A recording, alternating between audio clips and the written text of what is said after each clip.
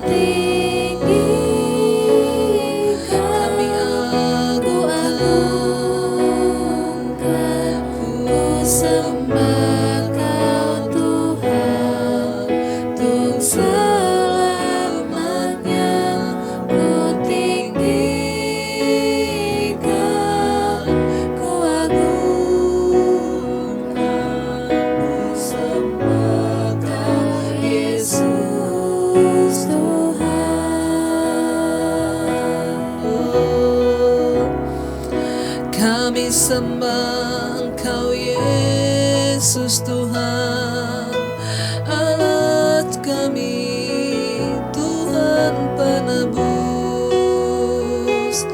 Tuhan juru selamat, Kau yang layak,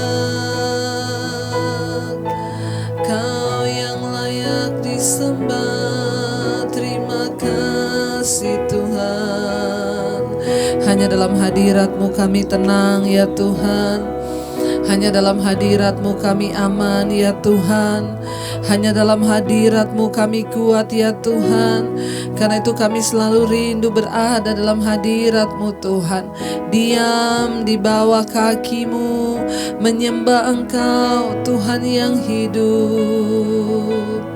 Oh, sekali lagi katakan, sungguh ku cinta kediaman-Mu Tuhan, jiwaku rindukan Engkau.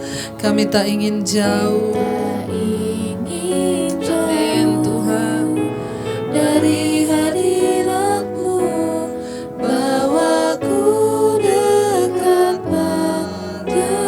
Sungguh ku cinta, sungguh ku cinta kediaman-Mu Tuhan, jiwaku rindukan Engkau. Kami tak ingin jauh Tuhan, amin amin, dari hadirat-Mu, bawaku dekat padamu. Ku tinggikan, ku agungkan, ku sembah Kau Tuhan untuk selamanya. Ku tinggikan, ku agungkan, ku sembah Kau Yesus. Kami tinggikan, ku tinggikan, ku agungkan, ku sembah Kau Tuhan untuk selamanya. Ku tinggikan, ku agungkan, ku sembah Kau Yesus Tuhan.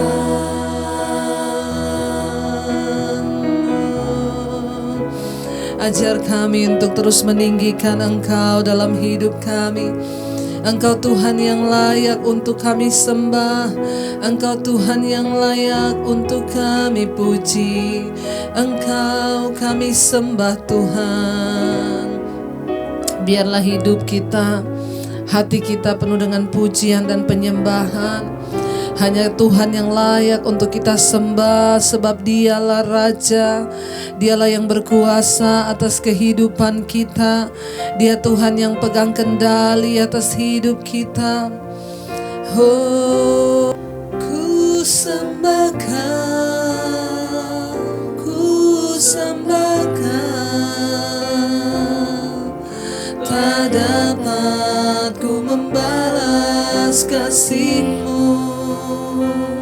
Ku sembah Kau, ku sembah Kau Bapa. Ku rindu selalu menyembah. Ku sembah Kau, ku sembah Kau. Tak dapat ku membalas kasih-Mu. Ku sembah Kau, ku sembah Kau Bapa. Ku rindu selalu menyenangkan. Lebih lagi mari angkat hatimu, katakan pada Tuhan, kami sembah. Ku sembah Kau,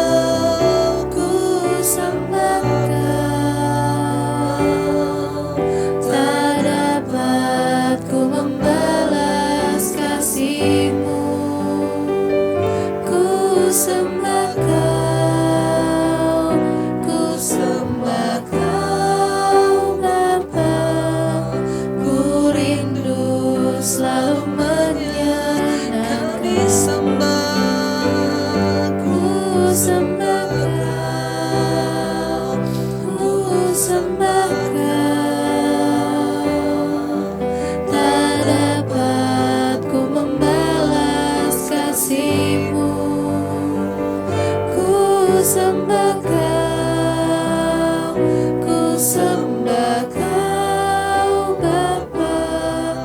Ku rindu selalu menyenangkan. Lebih lagi katakan kami sembah. Ku sembah Kau, ku sembah Kau. Tak dapat kami membalas kasih-Mu Tuhan.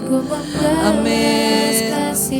Kami sembah Kau, ku sembah Kau, ku sembah Kau Bapa. Ku rindu selalu menyenangkan-Mu. Haleluya Tuhan. Ajar kami dalam segala keadaan untuk terus menyenangkan Tuhan, untuk terus menyembah Engkau, biar pujian penyembahan ada dalam mulut kami untuk memuliakan nama-Mu Tuhan. Mampukan kami senantiasa untuk hidup memuliakan Engkau dalam segala keadaan. Kami mau terus berkata, kami sembah Kau Tuhan, ku sembah Kau, ku sembah Kau. Tak dapat ku membalas kasih-Mu. Ku sembah Kau, ku sembah Kau Bapa. Ku rindu selalu menyenangkan-Mu. Haleluya. Kami rindu menyenangkan-Mu Tuhan, sebab Engkau yang berdaulat atas hidup kami, atas keluarga kami. Kami tahu Tuhan yang pegang kendali atas hidup kami. Engkau Tuhan yang berkuasa. Engkaulah Allah dalam hidup kami. Engkau berdaulat atas seluruh kehidupan kami Tuhan. Karena itu kami tidak perlu takut. Kami tidak perlu ragu untuk mempercayai Engkau Tuhan yang ajaib bagi kami. Hari ini kami mau berkata dengan iman, kami tidak ragu akan Engkau dan firman-Mu pasti Engkau genapi di hidup kami. Mari saudara angkat hatimu, angkat imanmu, kita mau katakan, oh Engkaulah Tuhan, Engkaulah Raja, berdaulat atas hidupku. Ku berserah, Engkaulah Tuhan, Engkaulah Tuhan, Engkaulah Raja. Engkau berdaulat atas hidup kami Tuhan, amin, amin.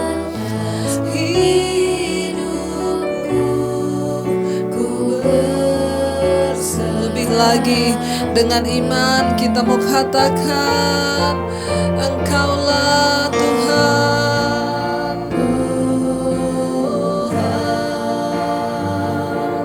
Engkaulah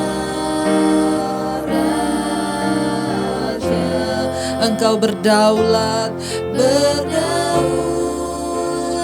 atas hidupku. Ku berserah, Engkaulah Tuhan,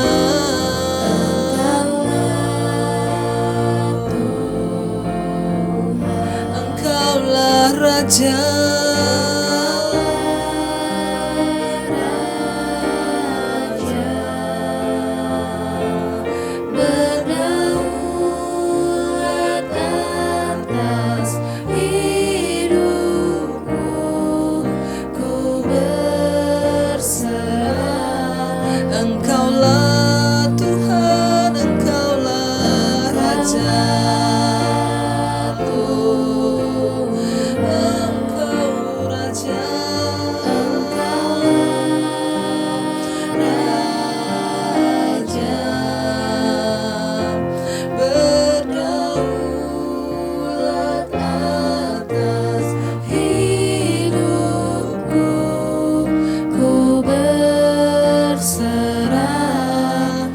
Mari saudara angkat hatimu, katakan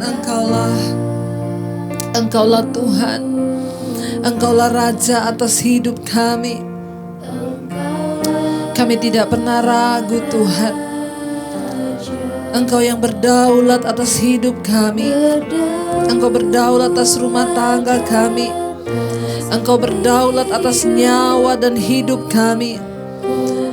Lebih lagi dengan iman, kami mau berkata Engkau Tuhan, Engkau Raja kami.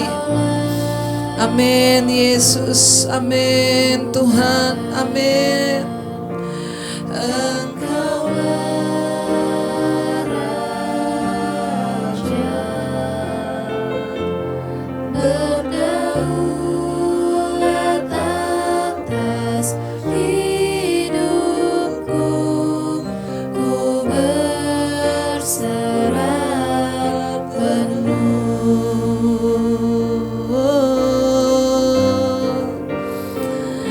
Bagian kami hanyalah berserah kepada Tuhan yang berdaulat atas hidup kami. Kami tahu kami sedang ada di masa-masa yang sulit hari-hari ini.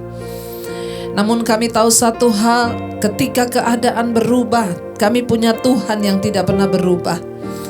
Kami punya Tuhan yang firman-Nya tidak pernah berubah. Bahkan ketika semua digoncang, firman Tuhan tidak pernah tergoncang. Engkau berdaulat atas hidup kami. Engkaulah yang berdaulat atas rumah tangga kami. Engkau yang berdaulat bahkan atas nafas hidup kami. Tidak ada satupun yang bisa mengambil tanpa seizin Tuhan. Bahkan tidak sehelai rambut kami jatuh tanpa seizin Tuhan. Ajar kami hari-hari ini mengambil bagian kami untuk terus mempercayai Tuhan, untuk terus mempercayai firman-Mu Bapa. Bahwa Engkau Tuhan yang berjanji, Engkau juga Tuhan yang menggenapi segala janji-Mu atas hidup kami. Terima kasih Tuhan. Mari lebih lagi katakan, Engkaulah Tuhan, Engkaulah Raja berdaulat.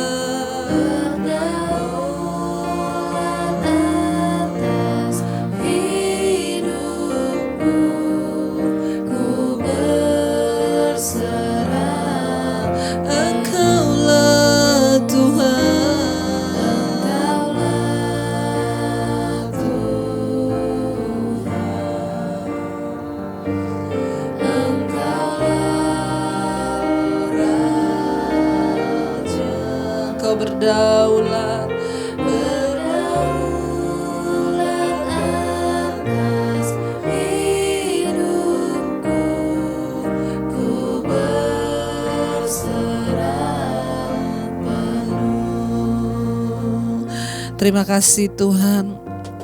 Biar Engkau terus memperlengkapi kami dengan kebenaran firman-Mu agar kami tidak goyah.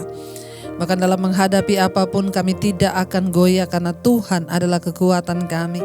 Tuhan yang berdaulat atas hidup kami. Kalau saat ini kami akan mendengarkan firman-Mu, urapi hamba-Mu yang tidak ada apa-apanya Tuhan. Roh Kudus yang membukakan setiap rahasia firman-Mu, agar kami semakin mengerti dan hidup boleh semakin lebih berkenan di hadapan Tuhan. Dalam nama Yesus kami buka hati bagi firman Tuhan. Haleluya. Amin. Amin. Iya, baik, kita akan melanjutkan pembacaan firman Tuhan saudara. Namun sebelumnya kita akan sama-sama mendengarkan kesaksian. Saya akan membaca satu kesaksian. Shalom pendeta, saya berasal dari negeri Sabah, Malaysia. Iya, apa kabar di Malaysia ya? Di sini saya ingin bersaksi kejadian tentang anak perempuan bungsu saya. Sebelum itu saya adalah full time di salah satu gereja di Church Workers ya. Jadi pada malam Senin pendeta kami ada mengirimkan jadwal pelayanan untuk morning prayer dan diadakan setiap pagi hari Kamis. Saya sangat terkejut karena nama saya dicatat di dalam devotion. Saya ini hanya pelayan dalam bidang anak-anak, jadi kalau saya bawa cerita ya untuk anak-anak itu tidak menjadi masalah. Tapi kalau saya bawa firman di dalam morning prayer itu sangat-sangat masalah. Karena itu di dalam grup itu terdapat pendeta-pendeta, pastor-pastor, dan pelajar teologi. Tapi saya tidak mampu untuk menolaknya. Jadi malam itu juga saya mencari mesbah pendeta Debbie yang pernah pendeta bawa dalam Yeremia 9 ayat 17-24. Saya pun belajar dari sana dan mencatat setiap maksudnya. Saat itu anak perempuan saya mengeluh mengalami sakit. Saya pun menyuruh dia makan obat anti sakit ya, sehingga besok pagi dia juga tetap masih sakit. Hingga besok dia masih tetap sakit. Hingga badannya tidak bisa diluruskan. Kalau berjalan dia terpaksa membungkukkan badan karena menahan kesakitan. Saya pun menyuruh dia ke klinik untuk periksaan dokter ya. Dokter pun memberi dia obat dan memberitahukan kepadanya kalau masih sakit dia harus kembali. Nanti takutnya apendinya yang bermasalah. Pada hari Selasa itu kemarin dia masih dalam kesakitan, tapi dia tetap turun berangkat kerja sehingga jam 11. Jam 11 pagi dia menelpon saya sambil menangis karena merasa sangat kesakitan. Saya pun menyuruh dia untuk ambil cuti dan langsung jumpa dokter. Akhirnya dokter klinik membuat surat untuk dia rujuk ke hospital, ke rumah sakit ya. Di sana dia di-scan dan didapatkan ada kista di sebelah kiri perutnya. Sebagai ibu saya tidak berasa panik. Malah saya terus meminta grup doa saya untuk berdoa bagi anak perempuan saya. Untuk singkat cerita, pagi ini kira-kira jam 9, sekali lagi dia di-scan dan kista itu masih ada tapi dia tidak mengalami sakit lagi. Dokter juga heran ya, serta memberitahukan ke anak saya tidak perlu untuk dioperasi. Hanya perlu minum obat ya, dan saya percaya Ibu Pendeta ya, ini semua hanya gangguan agar saya tidak dapat menyampaikan firman Tuhan di hari Kamis nanti. Tetapi apabila kita sungguh-sungguh berdoa untuk seseorang ya, yaitu anak perempuan saya, maka tangan Tuhanlah yang bekerja. Puji Tuhan, Pendeta Debbie, Tuhan kita adalah Tuhan yang Maha Pengasih dan juga Maha Penyayang ya. Dia tidak biarkan anak-anaknya diganggu. Sekian kesaksian saya dan terima kasih. Ya, tadinya udah harus dioperasi tapi akhirnya dokter memutuskan tidak jadi dioperasi. Puji Tuhan, kesaksian dari Sabah, Malaysia.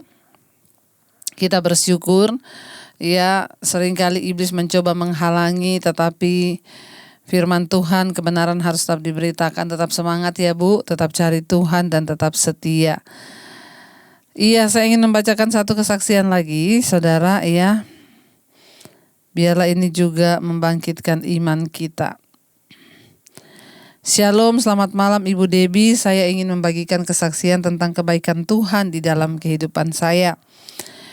Bulan Januari yang lalu, puji Tuhan Bu, saya melahirkan anak kedua kami. Sesuai dengan prosedur rumah sakit, saya harus menjalankan tes COVID terlebih dahulu sebelum melahirkan. Dan tidak saya sangka ternyata hasilnya positif. Dengan gejala batuk ringan, flu, dan indera perasa dan penciuman saya hilang. Akhirnya ketika saya melahirkan dan karena saya adalah pasien COVID, maka anak saya langsung dipisahkan dari saya Bu. Jadi saya sama sekali tidak boleh menyentuh anak saya dan hanya bisa melihat dia dari jauh.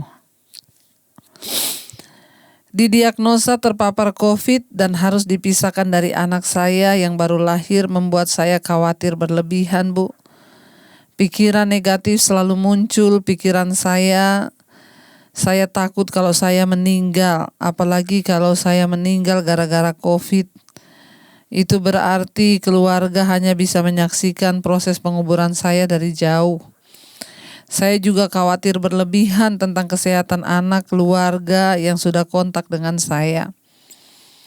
Tapi puji Tuhan, Bu, Tuhan langsung menguatkan saya. Hari itu melalui channel YouTube Ibu, malam itu waktu saya teleponan dengan mama saya menyuruh saya untuk mengikuti mesbah doa dari Ibu Debbie. Karena saya juga tidak ada kegiatan apa-apa, ya. Karena selama di rumah sakit anak saya juga diurus oleh bidan, akhirnya saya mengikuti mesbah doa malam Ibu. Dan puji Tuhan, kesaksian malam itu tentang penderita COVID. Dan saya ingat saat itu Ibu Debbie mengatakan, jangan takut mati gara-gara COVID. Kalau memang belum waktunya mati, ya tidak akan mati. Tapi kalau sudah waktunya, ya bukan hanya karena gara-gara COVID, kita pasti akan mati, ya. Mendengar itu saya merasa dikuatkan, Bu. Wah, puji Tuhan, ya. Ternyata saya tidak sendiri mengalami ketakutan ini. Dan saya percaya yang pasti saya bisa melewatinya karena Tuhan yang pasti menguatkan saya. Saat saya keluar dari rumah sakit, saya langsung diisolasi mandiri, Bu. Jadi saya harus tidur di kamar tersendiri. Dan puji Tuhan setelah isolasi selesai, dan saya tes lagi, hasilnya sudah negatif. Dan setelah sembuh, saya berpikir tentang doa yang selalu Ibu Debbie ucapkan. Apakah penyakit saya ini karena dosa atau karena kuasa iblis, ya? Lalu saya pun diingatkan Tuhan kembali ketika dulu saya masih mahasiswi. Saat itu saya selalu memiliki saat teduh setiap pagi dengan Tuhan. Bahkan saya ikut ibadah di kampus setiap hari Kamis dan Jumat, ikut komsel. Saya ikut pelayanan di kampus dan di gereja. Tapi setelah bekerja dan menikah dan punya anak, saya berubah, Bu.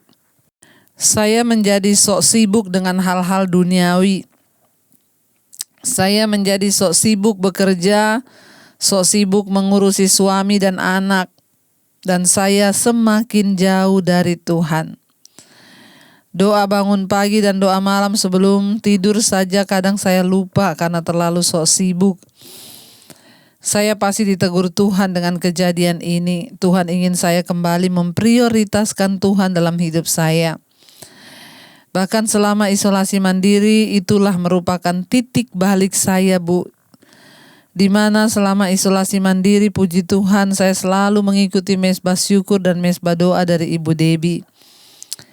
Puji Tuhan, saya kembali membangun hubungan intim saya dengan Tuhan saat itu, Bu. Dan banyak perubahan yang terjadi di dalam hidup saya. Pikiran negatif sudah bisa saya kontrol sekarang, Bu.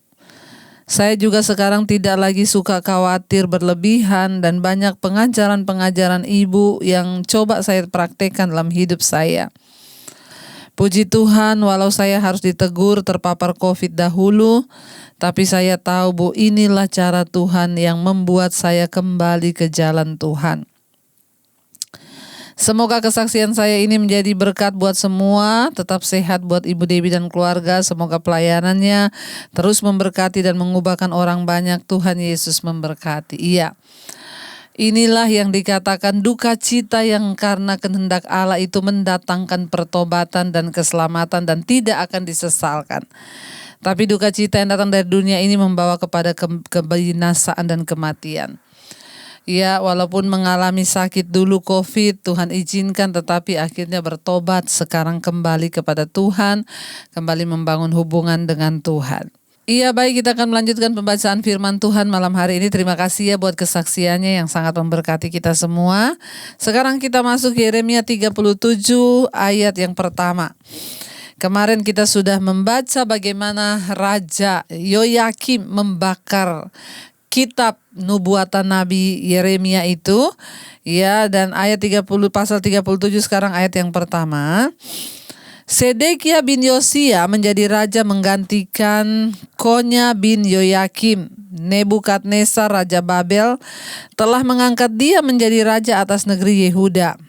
Ya, jadi saudara, Raja Yoyakim tewas dalam perjalanan menuju Babel. Anaknya Yoyakin, ya. Jadi Yoyakim punya anak namanya Yoyakin. Ya, jadi Yoyakim dan Yoyakin, ya. Yoyakin gitu ya, anaknya namanya Yoyakin. Ya, anaknya Yoyakin itu diangkat menjadi raja, tetapi diangkut ke pembuangan di Babel 3 bulan kemudian. Selanjutnya Nebukadnezar mengangkat Sedekia sebagai raja di Yehuda. Jadi anaknya Yoyakim itu, yaitu Yoyakin, menggantikan bapaknya hanya 3 bulan, setelah itu diangkat ke Babel. Jadi nubuatan Yeremia terjadi bahwa tidak ada keturunannya yang akan menjadi raja, dikokohkan tahtanya. Ya, jadi Raja Babel mengangkat Sedekia menjadi raja. Ayat 2 berkata, tetapi baik pegawai-pegawainya maupun rakyat negeri itu tidak mendengarkan firman yang disampaikan Tuhan dengan perantaraan Nabi Yeremia. Ayat yang ketiga, pada suatu kali Raja Sedekia menyuruh Yukal bin Selemnya dan Imam Sefanya bin Maasea kepada Yeremia untuk meminta, berdoalah hendaknya untuk kami kepada Tuhan Allah kita. Nah, Raja Sedekia diangkat, dan ternyata Raja Sedekia ini menyuruh orang untuk datang kepada Yeremia. Raja Sedekia dan para pejabatnya tidak mau mendengarkan perkataan Yeremia, tetapi mereka menginginkan berkat dari doa-doanya. Mereka ingin suatu agama yang dangkal, yang tidak akan memerlukan pengorbanan apapun.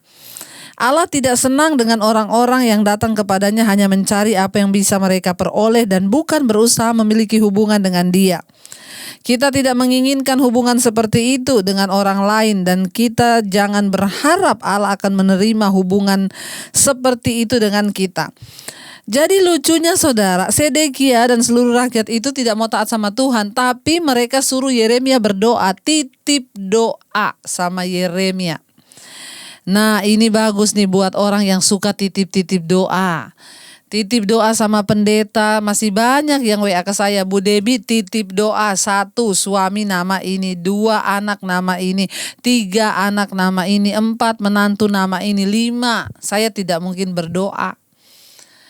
Kenapa saudara? Ingat, makanya saya selalu bilang jangan titip doa. Tuhan mau saudara datang secara pribadi kepada Dia karena engkau memiliki hak istimewa. Jangan sama dengan Raja Sedekia. Tidak mau dengerin Tuhan, gak mau taat, cuman titip doa sama Yeremia. Suruh orang bilang, Yeremia, doakan kita kepada Allah ya. Tapi mereka gak punya hubungan pribadi dengan Tuhan. Ya, kenapa kita harus datang? Saya bersyukur banyak sekali WA yang masuk, Bu. Terima kasih, Bu. Saya mendengarkan khotbah Ibu. Sekarang saya belajar untuk datang kepada Tuhan secara pribadi. Akan berbeda saudara. Ketika engkau datang pada Tuhan secara pribadi, engkau akan mulai merasakan hal-hal yang luar biasa. Jangan seperti Raja Sedekia ini ya. Dia suruh orang, walaupun dia gak taat sama Tuhan, tapi dia suruh orang pergi kepada Yeremia, berdoalah hendaknya untuk kami kepada Tuhan Allah kita. Ayat 4, adapun pada waktu itu Yeremia masih bebas pergi datang di tengah-tengah rakyat. Ia belum dimasukkan orang ke dalam penjara. Ayat yang kelima, adapun tentara Fir'aun telah berangkat keluar dari Mesir. Mendengar kabar itu, maka orang-orang Kasdim yang mengepung Yerusalem angkat kaki dari Yerusalem. Jadi kita jangan sampai saudara menjadi orang yang mempermainkan Tuhan. Ayat yang ke-6, lalu datanglah firman Tuhan kepada Nabi Yeremia, bunyinya. Ayat 7, beginilah firman Tuhan Allah Israel kepada Raja Yehuda yang menyuruh kamu kepadaku untuk meminta petunjuk.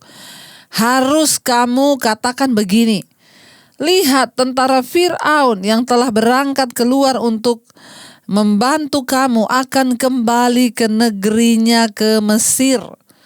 Ya, Tuhan bilang kepada Yeremia, kasih tahu sama mereka. Mereka sudah titip doakan sama kamu supaya mereka menang, supaya mereka itu dibebaskan. Tapi bilang kepada mereka, Tuhan melakukan.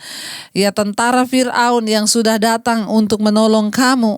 Ya, kata Tuhan di sana ya. Lihat tentara Fir'aun yang telah berangkat keluar untuk membantu kamu akan kembali ke negerinya, ke Mesir. Bahkan Tuhan menghalangi bantuan yang akan datang untuk menolong mereka, saudara. Tuhan gak suka dipermainkan. Titip doa dong, ya Bu, tolong Bu, bilang sama Tuhan, Bu, saya ini punya utang biar lunas. Bu, tolong saudara, datang pada Tuhan karena engkau butuh Tuhan, bukan karena utangmu supaya lunas. Jangan mempermainkan Tuhan seperti Raja Sedekia ini, titip-titip doa. Padahal ya dia tidak menghormati Tuhan. Ya malah Tuhan lakukan sebaliknya. Ya, malah bala bantuan yang akan datang kepada dia berbalik kembali pulang ke Mesir. Ayat 8. Tetapi orang-orang Kasdim akan datang kembali memerangi kota ini, merebutnya dan menghanguskannya dengan api. Wah, malah yang datang saudara bukan berkat tapi kutuk. Ya, jangan mempermainkan Tuhan. Ayat yang ke-9. Ya, ayat yang ke-9, beginilah firman Tuhan, janganlah kamu membohongi dirimu sendiri dengan mengatakan, orang-orang Kasdim itu telah pergi untuk selamanya daripada kita, padahal mereka tidak pergi untuk selamanya. Orang itu kalau hubungannya sama Tuhan tuh jauh, dia suka dengar yang enak-enak saja, saudara. Ya, jangan membohongi diri sendiri. Jangan jadi orang Kristen yang suka membohongi diri sendiri. Ya, memperkatakan Tuhan pasti memberkati kita, hidupmu pasti diberkati, padahal hidup dalam dosa yang gak mungkin diberkati. Ya, jangan suka membohongi diri sendiri. Ya, kita merasa hidup kita aman-aman saja, padahal kita sudah jauh dari Tuhan. Ya, jangan saudara. Ya, apalagi saudara ya. Ada orang-orang yang ya saya melihat saudara, orang yang hidup di dalam dosa, ya bahkan meninggal karena mabok, minum minuman oplosan, lalu kita menghibur diri, ya Rib telah kembali ke Yerusalem baru. Ya ini kan menipu diri, ya. Jangan jadi orang Kristen yang suka menipu diri. Ya mari kita hidup dengan apa ya, dengan kebenaran Tuhan, ya, dengan firman Tuhan, agar kita ini tidak menjadi orang-orang menipu diri seperti bangsa ini. Ayat yang ke-10, dan seandainya kamu memukul kalah segenap tentara orang Kasdim yang telah memerangi kamu itu, sehingga di antara mereka hanya tinggal orang-orang yang luka parah, masing-masing di kemahnya, mereka akan bangun dan menghanguskan kota ini dengan api. Saudara ingat, semuanya itu Tuhan yang menentukan. Hidup kita Tuhan yang menentukan. Masa depan kita Tuhan yang menentukan. Baik atau buruk yang kita alami itu Tuhan yang menentukan. Pokoknya cuma satu sebenarnya. Mari dekatkan diri dengan Tuhan, hidup dalam pertobatan, agar kita bisa melihat semua yang baik dalam hidup kita. Saya berdoa untuk setiap kita boleh terus berada di dalam jalannya Tuhan, saudara ya, supaya kita mau terus percaya. Kenapa? Tuhan yang pegang kendali atas hidup kita. Ya, biarlah kita mau terus berkata kepada Tuhan, Tuhan kami percaya Engkau yang pegang kendali atas hidup kami. Engkaulah Tuhan, Engkaulah Raja yang berdaulat atas hidup kami dan tidak ada yang lain. Biar Dia Tuhan yang melakukan segala yang terbaik atas hidup kita, bagian kita hanyalah apa saudara? Taat, tunduk, patuh kepada Tuhan. Mari kita renungkan firman ini bersama-sama, kita tundukkan kepala. Terima kasih Yesus, terima kasih Tuhan.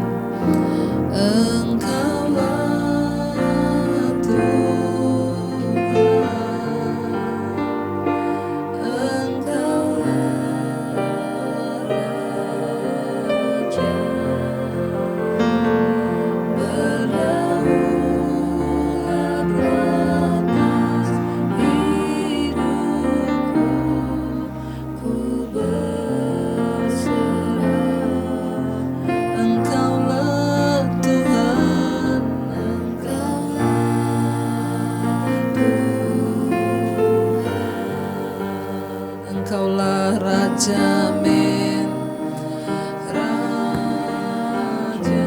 Engkau berdaulat Tuhan.